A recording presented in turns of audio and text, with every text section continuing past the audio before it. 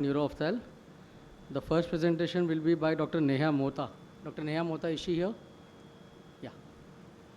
So each presentation is of 4 minutes for the presenters. Audiovisual off the mic and the slides after 4 minutes.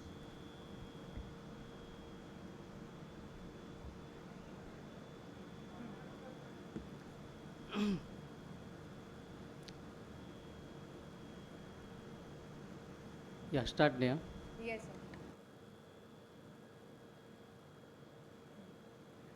Good afternoon, all.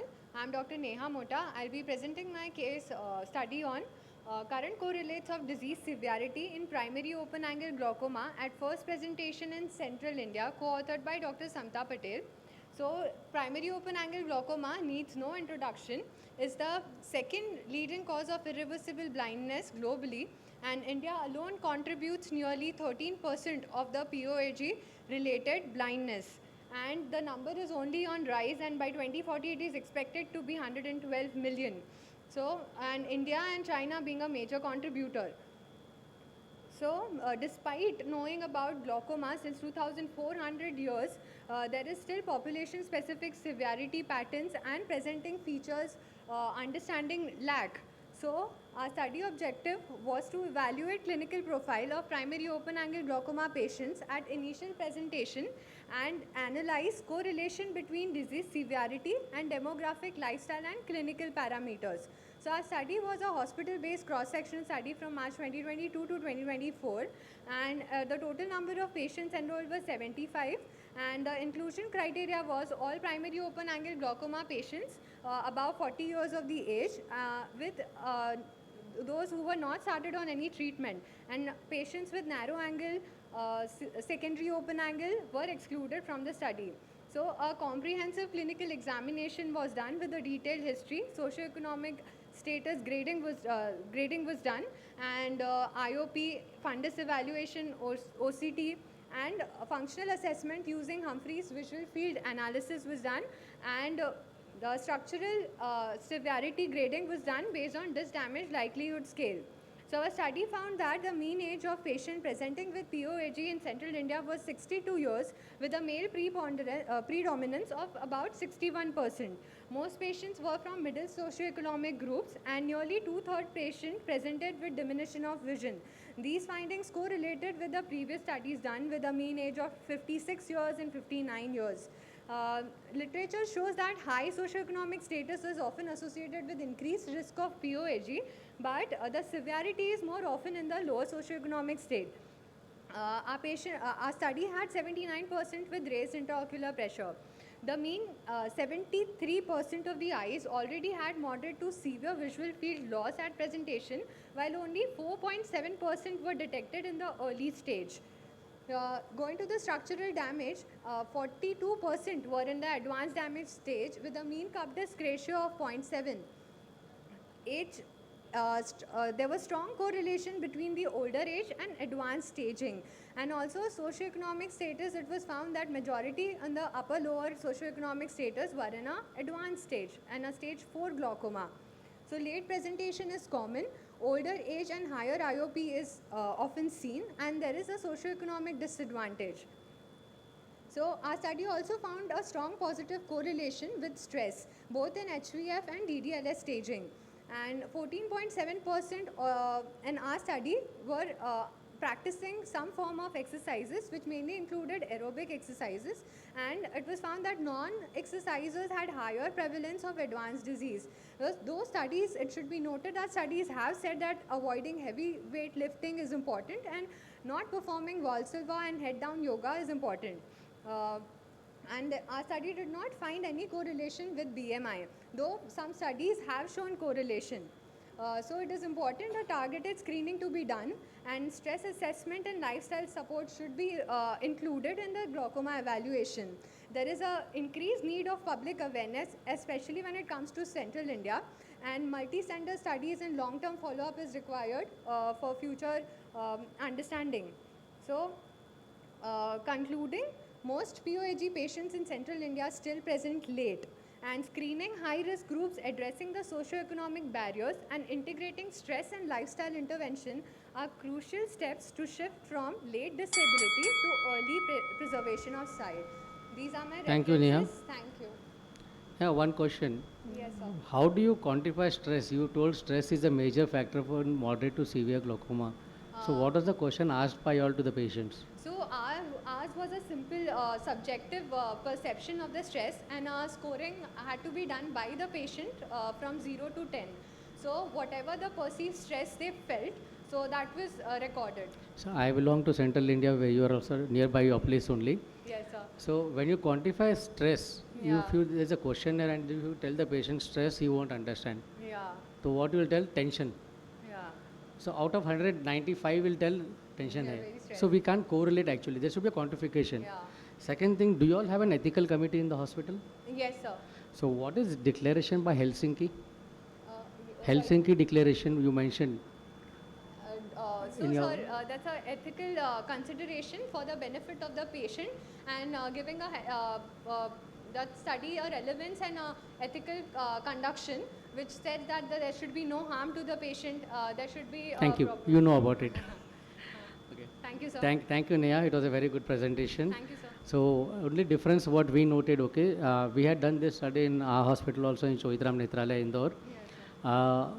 Because yours also is a referral hospital, a tertiary eye hospital, Yes. ours also is the same. So what we get is more of severe glaucomas. True, sir. Moderate glaucomas and mild glaucoma is very less because Yeah. it's a referral center. We do get end stage glaucoma patients Yes, a lot. sir. So we did find that bias also, because majority of the patient coming to us for middle socioeconomic strata patients. So not lot many were from low socioeconomic status, which also has a severe Glaucoma. Thank you, Neha. Thank So you, we take our next presentation by Astha Agarwal.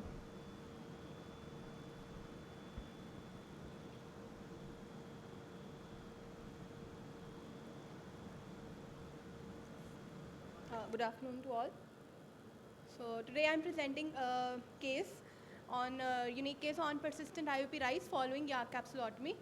So as we know, YAG laser is used to perform posterior capsulotomy, and it is a very common procedure. It is but the most common complication also we know is mild and transient increase in IOP, and other complications which can be they are retinal detachment and cystoid macular edema. So here I present a case of a 54-year-old female who presented with diminution of vision and pain in left eye, which was associated with vomiting. There was no history of glaucoma. The relevant history was that YAG cap was performed 5 days ago elsewhere, following which she developed pain and vomiting. This was the presentation. The vision was 6/24 and the IOP was 52 mm mercury. We can see there is circumciliary congestion, the AC is shallow, there is stromal edema, and the pupil is mid-dilated. So we took her up for B scan, and upon B scan we saw the vitreous was clear and there was no aqueous pockets. And on anterior segment OCT we found the AC was shallow, which was due to the anterior displacement of lens iris diaphragm. She was managed with the IV injection of 20% mannitol, and she was given all the topical anti-glaucoma medication and also topical atropine 1%. But after 3 days, the IOP was still high, which was 50 mm of mercury. The presentation was still more or less the same, and the pupil was slightly more dilated than before. So without wasting any time, we took her up for vitrectomy, and post-vitrectomy, the vision came back to 6.6, the AC got deep, and the IOP was 18 mm mercury, which was normal. So this was a case of malignant glaucoma, but the unique thing here is that YAG capsulotomy is a cause of this malignant glaucoma and not the treatment. So according to AAO, we can have such rare causes such as YAG capsulotomy. And also, this is different from the published literature because the YAG capsulotomy is a cause and not the management. The vitreous was clear, there was no aqueous pocket seen, and obviously the surgical management was necessary to avoid further damage, as a lot of time has been passed from the complaint. Thank you. Astha, how did you manage this case? I mean, to get a malignant glaucoma after YAG capsulotomy, even though rare, but it is a documented one of the complication. So how did you manage? Initially, when you managed medically, atropine you started. Initially, yes, What was the frequency of atropine? What was the? Frequency of atropine. How frequently you told him to So put? it was given TDS in ointment form. Pardon? TDS, 3 times a TDS, day. yeah. So main thing is atropine has to be given at least 4 times a day, and steroids 4 times a day is enough. Yes. Wait for at least 4-5 days. Yes. Definitive management. So your IOP was not controlled. So surgically, what you did? Vitrectomy, pars plana vitrectomy. Yeah. So when you only pars plana vitrectomy, will it suffice for the malignant glaucoma, or something else has to be done? Peripheral hydrectomy.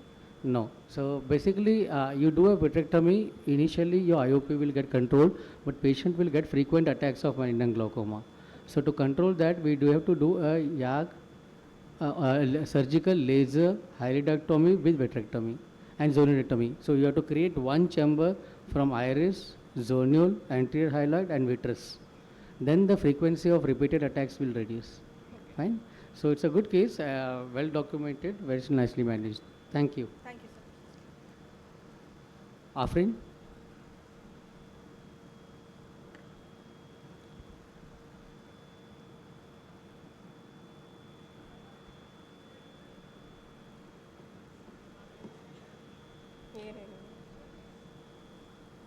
So I think this before that was Siva Priya. She's there, right? Yeah. So Siva Priya, you can present after Afrin. Hello. Good afternoon, sir. My topic of presentation is optic disc pit, a diagnostic dilemma. There is no financial disclosure. So, as we all know that optic disc pit is a rare excavation of optic nerve head. They can be congenital mostly or acquired, unilateral or bilateral, solitary or multiple. Usually they are asymptomatic and incidental finding, but can be associated with maculopathies and then can cause severe visual impairment. Incidence is rare, 1 in 11,000, among which 70% are mostly temporal and 20% are central. The risk of optic disc associated macular detachment is greater in temporally located pits. So our aim was to present a case of optic disc pit which was misdiagnosed as glaucomatous disc, and to discuss its diagnostic criteria, clinical features, importance, and clinical examination. So patient, a 38-year-old male who was previously diagnosed as primary open-angle glaucoma elsewhere, presented to our clinic for routine workup. He was instilling brimonidine eye drop 2 times daily since 3 years in left eye. His best corrected visual acuity was 20/20 in both the eyes. Intraocular pressure was 17 in right eye and 16 in left eye with GAT. On gonioscopy, both eyes were open angle in all the quadrants. His central corneal thickness of right eye was 515 micrometers and left eye was 500. The anterior segment finding of both the eyes were within normal limits. Both the eyes had deep anterior chamber. On disc evaluation, right eye was normal with a cup disc ratio of 0.3:1. In left eye, we can see an inferior disc excavation with edema in the inferior temporal retina nerve fiber. So on OCT, we did OCT. Right eye was within normal limits. Left eye OCT, we can see an invagination in the disc area. Also, left eye OCT showed retinal nerve fiber layer thickening in inferotemporal area around the disc, suggestive of peripapillary retinoschisis. Retinal nerve fiber layer thickness map also suggested of thickening around the optic disc, but macula was spared. It has no thickening, indicating that peripapillary schisis was probably due to the optic disc pit. On 24-2 CETA HFA, it showed superonasal arcuate scotoma, which corresponded to the RNFL thickness in OCT. So, since the pressure of both the eyes were well controlled,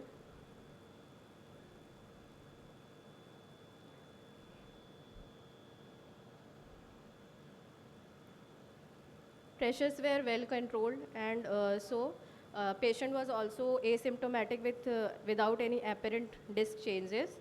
So we stopped the anti-glaucoma medications, and we asked the patient for frequent follow-ups. On follow-up visit also, he had normal pressures. So, our discussion point is optic disc pits are rare but significant anomaly. So These anomalies also allow the fluid to enter the pit, causing schisis-like separation, and in most severe cases, it may cause macular hole and macular detachment. They are also confused with most clinical differential diagnosis is optic disc coloboma. So the differentiating feature is optic disc margin gets obscured in case of coloboma, while it remains intact in case of PITS. Other close differentials are optic nerve hypoplasia, megalopapilla, morning glory syndromes.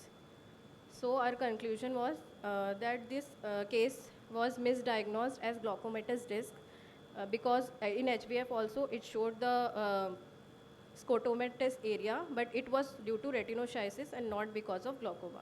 So a thorough clinical examination with Afrin, absolute the precision. time is over. So, very nice case. Actually, I am one of the chief author for this. For the audience, you have to understand and differentiate between the congenital optic disc anomalies and glaucoma. So, this patient was under glaucoma treatment, treated in various army hospital centers in Delhi as well, and he was on anti-glaucoma medications. But the real cause was something else, and that was the optic disc pit. So it's a masquerade, and all of y'all should evaluate the disc very efficiently and properly. So thank you, Afrin. Thank So you. we take our last presentation now by Dr. Sivapriya. Any other presenters have come? No.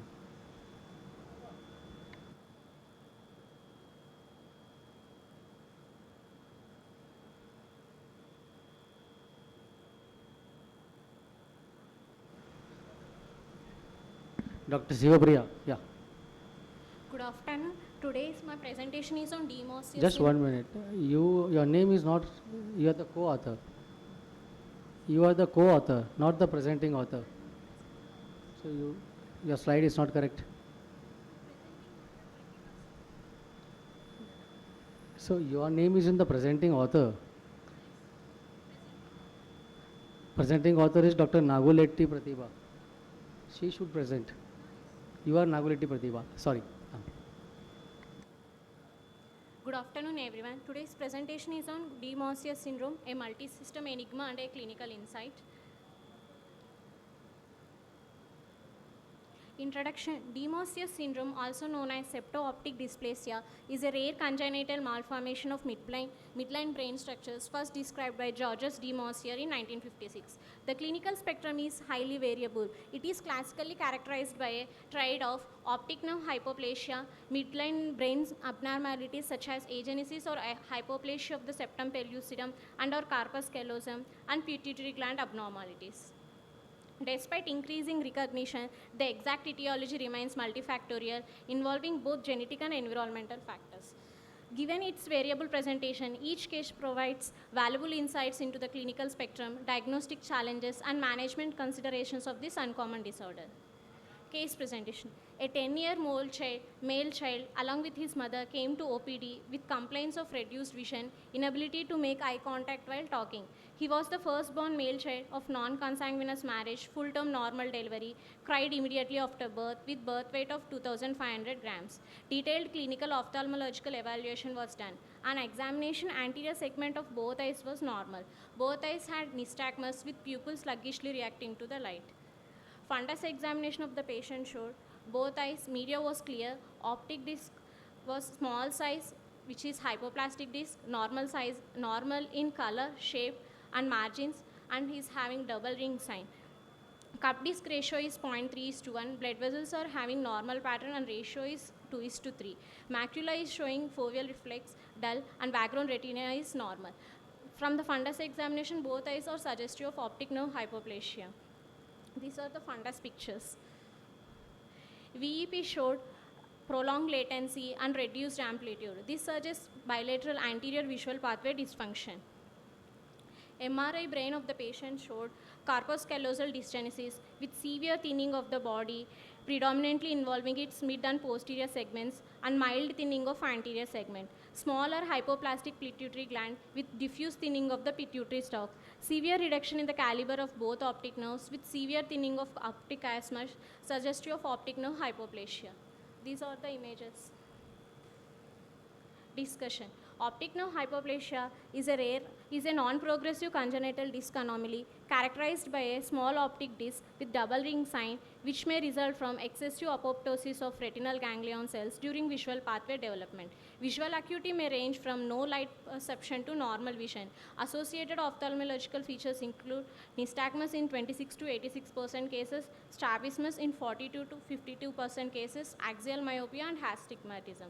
Variable pituitary hypothalamic dysfunction ranging from isolated deficit of pituitary hormones to panhypopituitarism is commonly seen. The most prevalent findings on neuroimaging included absent septum pellucidum in 53% cases, corpus callosum hypoplasia, and abnormalities of pituitary gland in 13 to 34%, such as ectopic pituitary gland, empty cell, and infundibular hypoplasia. Conclusion. Demosia syndrome is a rare congenital disorder with highly variable clinical manifestations ranging from visual impairment to life-threatening endocrine dysfunction. With this case report, we would like to increase the awareness regarding its red flags and early diagnosis, adequate hormone replacement treatment, and a thorough neuro-ophthalmological follow-up can improve the overall prognosis. Increased awareness among clinicians and continued reporting of such cases will contribute to a better understanding of the diverse presentations, aiding early diagnosis and optimizing long-term care. These are my references. Thank you, Shivapriya. Very nice case. I mean, we have to be very vigilant to diagnose this case. It's not so easy to diagnose this case. Thank you. Next presenter, anybody else is left? Yeah, you can come in. So this is the presentation by Dr. R.K. Oja now.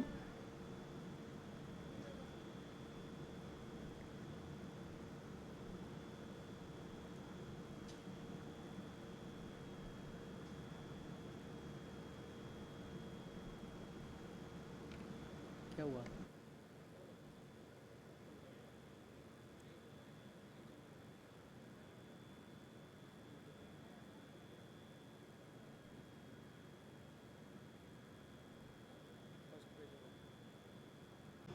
And I'm heading RK Netralaya, a unit of Agarwal in Varanasi, and I'm going to present a case of study on narrow angle glaucoma. So the point is that why do we need to discuss the primary angle closer glaucoma? What is the need to discuss? The need to discuss is that it is still creating blindness in the society in spite of long back detected. And clinical features are asymptomatic in many chronic cases but may present with visual field loss. Acute angle closure, we all know that it's a very, very difficult situation. Acute congestive glaucoma, if it occurs, it's very painful. Vomiting, pain, uncontrolled, patient is very bad, in a very bad shape. Why to discuss that in spite of a long time has passed, this acute congestive glaucoma and narrow angle, they are still causing loss of vision because of optic atrophy, partial or total. If there is a case of acute congestive glaucoma comes to our clinic, what are the possible outcome? The first outcome is that patient is well controlled on anti-glaucoma medication, systemic and topical. Gonioscopic is done, the peripheral iridotomy is done, and patient recover fully and not much on medication, only 1 or 2 medications are required. This is the ideal recovery and ideal condition, but this doesn't happen every time. The second outcome is that patient is again kept on systemic and topical disorders, topical anti-glaucoma medication.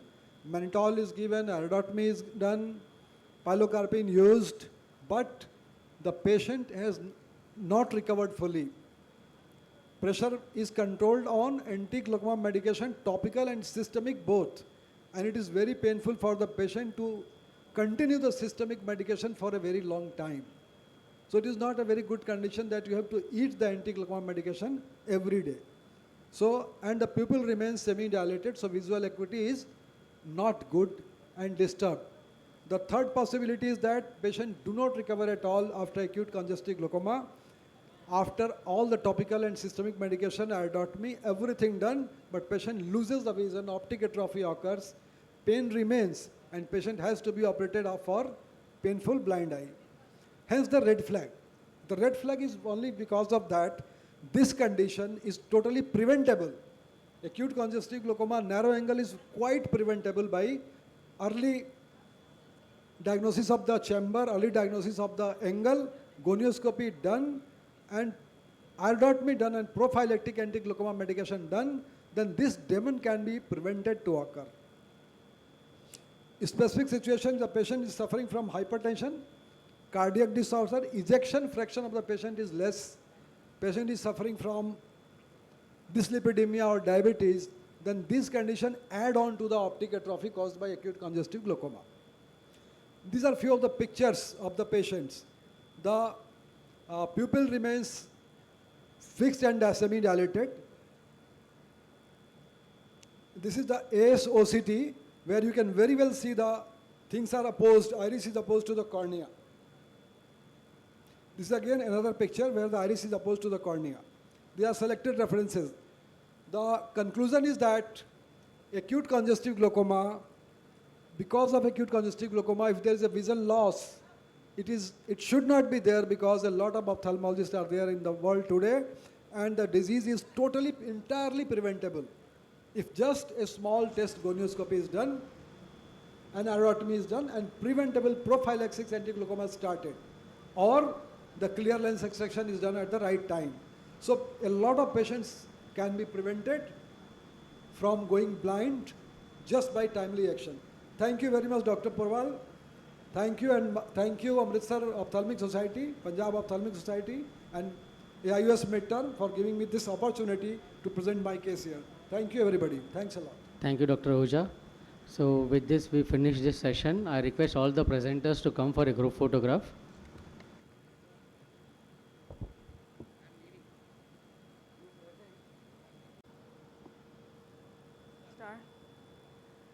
Good afternoon, everyone.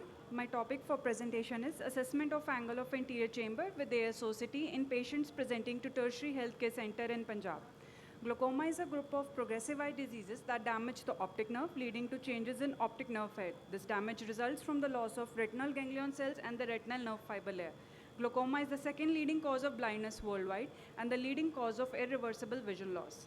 Primary angle closure glaucoma is a more aggressive form of the disease. Although it accounts for only about 26% of glaucoma cases, it's responsible for 50% of blindness cases.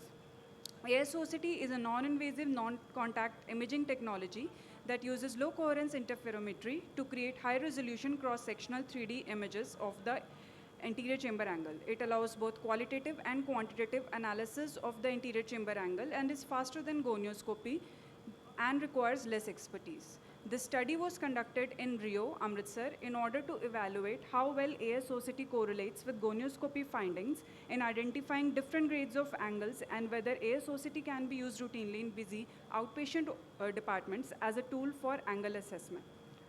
A one-year cross-sectional study involving 200 patients more than or equal to 40 years of age was conducted in the OPD of Rio. Exclusion criteria was previous history of glaucoma, corneal edema and opacity, nuclear sclerosis, history of trauma, and previous history of ocular surgery. Each patient underwent a comprehensive eye examination, which included testing of uncorrected visual acuity, refraction, and best corrected visual acuity.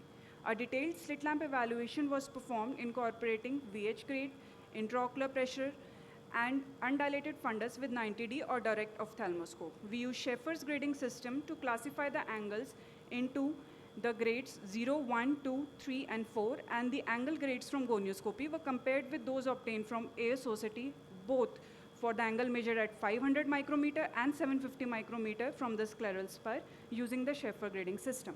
We also measured other AIOCMTC parameters like angle opening distance and trabecular iris space area. Now this is the table showing the conversion of the Schaeffer's grading in gonioscopy to AIOCMTC grading. This study included 200 patients. Of these, 110 were male and 90 were female.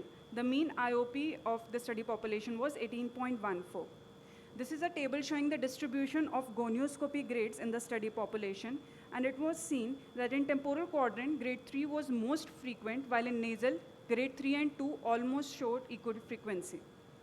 This is the distribution of ACA 500 in the nasal quadrant and temporal quadrant, and this showed that the nasal angles showed majority of the angles in grade 2 and 3, while in temporal there were 3 more and followed by grade 2.